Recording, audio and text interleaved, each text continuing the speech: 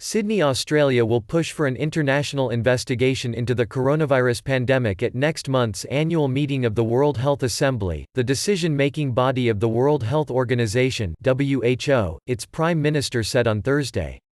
Australia wants the WHO to be strengthened and is suggesting introducing inspectors with the power to enter a country to respond more quickly to a health crisis in the style of weapons inspectors. Australia sits on the executive board of the Assembly, which determines WHO policies and appoints the Director General. The Assembly is due to meet on May 17.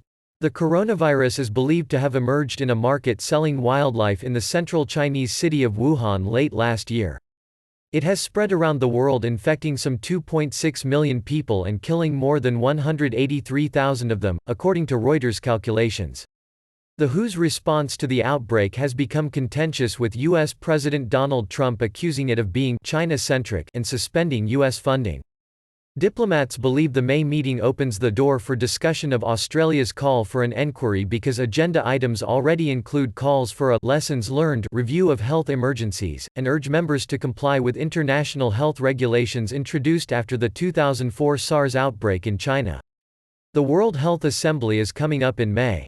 There are opportunities to pursue that matter there, and that is our first port of call, Australian Prime Minister Scott Morrison said.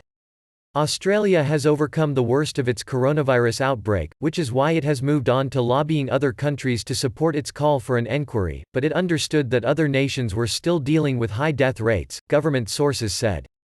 Morrison has called leaders in France, Germany and the United States and is expected to lobby Britain and Canada as Australia seeks support from like-minded nations. France and Britain said on Wednesday it was not the time for an investigation. Morrison told reporters he understood hesitation about the timing and played down suggestions China would be targeted. "Our purpose here is just pretty simple: we would like the world to be safer when it comes to viruses," he said. Although the proposal would be for a broad review of the coronavirus outbreak and the WHO response, which could then propose ways to strengthen WHO powers, Morrison said he supported a weapons inspector-style arrangement for health emergencies that countries would sign up to. "They don't have a roving commission to go anywhere they want in the world, but if you are going to be a member of a club like the World Health Organization, there should be obligations and responsibilities attached," he told a news conference.